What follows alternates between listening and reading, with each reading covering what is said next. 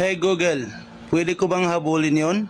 Huwag kang maghabol kung iniwan ka na, tanga. Masasaktan ka lang, ulol. Kaya maraming di makamove on.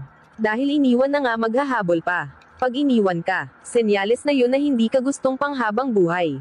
Kaya huwag kang tanga. Naku po Google, kunti lang yung tanong ko, ang dami mo namang sinabi Personalan na yan O ito na lang Google, ibahin ko na lang yung tanong ko kasi iba naman yung tinutumbok mo Baka makasagot ito na lang.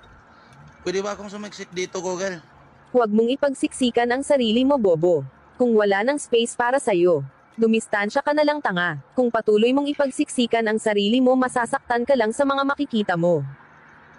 Ay, naku po Google. Ayan ka na naman, pinipersonal mo na naman ako sa mga sagot mo niyan Parang tinatamaan ako Hindi naman yan yung tanong ko pero parang pinaparinggan mo yung mga nanonood Marami kasing tanga sa mga nanonood Iniwan na nga, naghahabol pa. Sa bagay, tama ka Google. Ayan guys, huwag tayong tanga. Kasi